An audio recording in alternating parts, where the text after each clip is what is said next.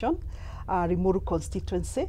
After that, I joined the Graphics College, where I did a full secretarial course, and then I joined the Institute of Advanced Technology, nikaweza kupata a computer driving license, and then from there I joined the University of Nairobi, where I did strategic planning and management.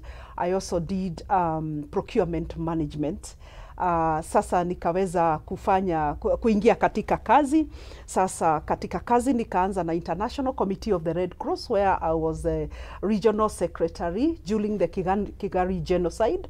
I was the secretary in the ICRC Logistics Center, sending parts and humanitarian assistance to Kigali, to Goma, and to suffering democracies in the continent of Africa. And then from ICRC is when I joined the United Nations as the United Nations Human Rights Approach to Programming consultant. And I did it for quite some time. For 10 years, I was at the UN, and at some point, I went to UNICEF's South Sudan, where I was a UN ambassador for good governance and humanitarian mission in South Sudan. Na baada ya kurudi humu nchini, ulijiingiza vipi katika ulingo wa kisiasa na ilikuwaje? When I was in Sudan, that was the most suffering democracy of the continent that I was subjected to, that made me develop passion for good governance for governments in Africa. Esther Waringo, umenielezea kuwa umekuwa kiongozi kwa taasisi mbalimbali za kimataifa na za humu nchini. Je, ukiwa utotoni kuna wakati ulijihisi ama uliambiwa kuwa utakuja kuwa kiongozi? Kuna mama ambaye alikuwa anakuja nyumbani kwetu, ni rafiki ya mama yangu, alikuwa anasema na huyu mtoto huyu atakuwa kuwa kiongozi wa hii boma. Hata wakati familia ilikuwa inataka maybe kuleta pamoja familia na kuongea mambo kuhusu uongozi wa familia, lazima ningeitwa, ningekuwa hapo katikati. Ukiwa mdogo? Nikiwa mtoto mdogo. Nikiwa mtoto mdogo. And I thank my parents because they used to listen to me. Away from that, katika kanisa penye nilikuwa naenda, nilikuwa mwalimu wa Sunday school. Kutoka mwalimu wa Sunday school nikakuwa youth leader katika kanisa. Nilikuwa nasoma Anglican Church Kabuko by then. Alafu tukaenda Anglican Church Mahinga, nikakuwa pia kiongozi wa youth. After that nikakuja sasa All Saints Cathedral. I was in the strategic planning committee of the All Saints Cathedral. Until now I'm a member of the All Saints Cathedral. Away from that, tukiwa primary school nikakuwa prefect. Yes. Wow. Kuenda secondary school nikakuwa head girl. So in my life, kwenda then come to University of Nairobi, it was quite so amazing. I was the student who did best in procurement management, actually. Away from the men and everybody, you know, I happened to be number one. So leadership has been in me. Na baada ya kurudi humu nchini, ulijiingiza vipi katika ulingo wa kisiasa na ilikuwaje? Kwa sababu katiba ya Jamhuri ya Kenya imesema ya kwamba it has stipulated that for anyone to rise to the position of the head of state and government, you have to be elected into leadership. And that is why, me not being a politician, I would say I'm a professional. I'm coming from a professional background. I wouldn't really want to throw my weight behind dirty politics. And even I wondered how I would do my campaign, because campaign in Kenya is very dirty. And but I said, because it is the only constitutional raid down mechanism for anyone to rise to the position of the head of state and government, basi nitaenda nikiambia wa Kenya nipatieni kura. Let me tell you, governance and constitutionalism is inside me. Kwa hivyo kuna saa ingine kuna ile unasoma kwa class na kuna ile umeumbwa ukiwa.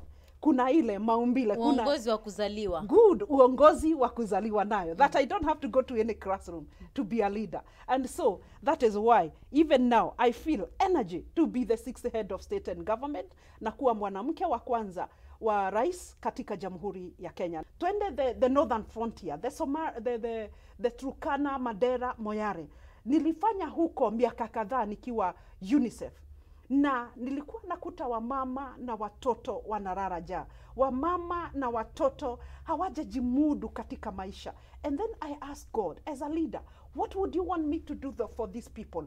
And I started developing that confidence to be a head of state and government, where I can be able to influence policies to impact the lives of these people positively. Wakati nitapata hiyo nafasi ya kuwa rais wa jamhuri, kitu ya kwanza ambayo iko kwa manifesto yangu ni kumaliza uchaguzi. To do away with general elections as a way of birthing leadership. Because Kenya imelia sana juu ya uchaguzi. Watu wamekufa after every elections with birth IDPs in this country. Until now, we have IDPs as a result of 207-208, which has not been resolved until now. Kwa hivyo, kila after baada ya miaka 5, tunazarisha IDPs, tunazarisha vita, tunazarisha tribalism, hatred, violence, destruction, economic meltdown because of general elections. Naam, Esther Waringa, uko na azma nzuri na ari nzuri na ukisema kuwa tunaweza kuzalisha uongozi katika taifa la Kenya bila kuingia katika uchaguzi. Itakuwaje rahisi kitu kama hicho? Manake pia mataifa ambayo yameendelea hatujaona taifa ambalo halifanyi uchaguzi mkuu ili kuhakikisha kuwa linachagua kiongozi wake. I'm proposing that what about if a head of state and government, Republic of Kenya, is vetted and appointed? And we can be able to think, we can be able to set up that commission that will be able to vet a head of state and government, so that we don't spend any more money. You can imagine how much a head of state and government spends.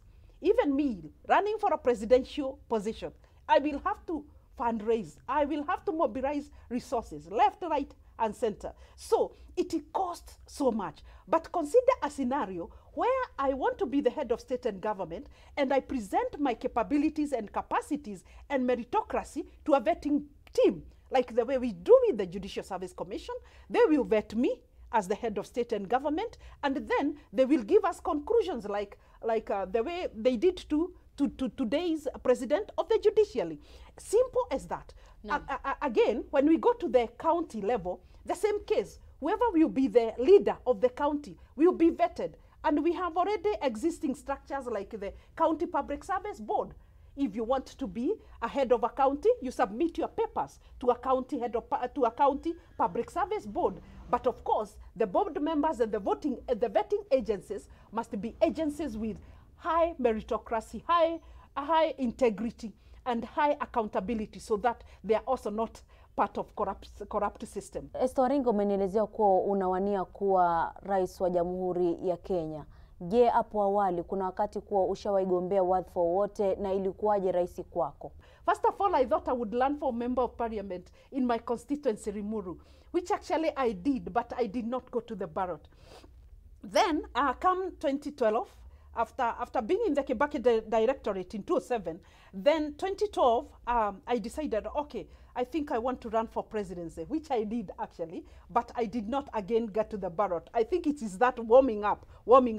And then 2022, fully, I launched my presidential bid and I ran for presidency. But again, coming to the IBC when we were doing the nominations, I could not go beyond the nominations because of 1, 2, 3 things pertaining to my running mate. Until I was asking IBC, why don't you allow me then to run full for presidency alone? And then when I get into leadership, I can get a running mate. I think these issues of running mate in the country should be kept aside, and the law must allow the candidate to run. So that's how I did not manage to get to the ballot in 2022. At the nomination point, I did not go beyond that. But I told myself, Esther, whatever is inside you cannot be stopped until it is realized. Ni ile unasikia kitu inachemka ndani yako na isipokuwa realized, if it is not implemented, you still not at peace with yourself. I am determined this time to be the 6th head of state and government, na pia kuwa mwanamke wa kwanza rais wa Jamhuri ya Kenya. Siku za hivi punde tumeona vijana wa Gen Z wakijitokeza na kusema kuwa wanataka uadilifu katika uongozi.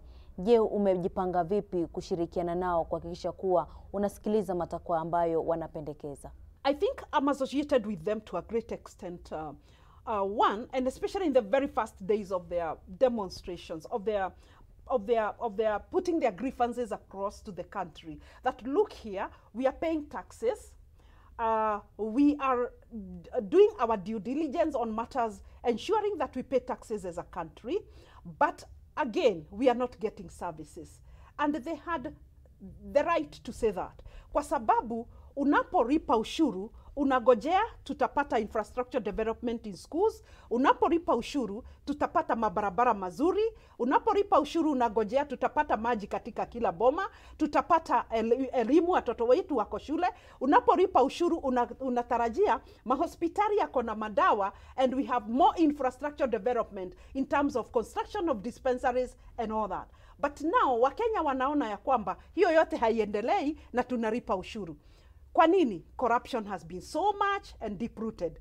Now, coming back to your question, is that I want to associate with them on matters service delivery.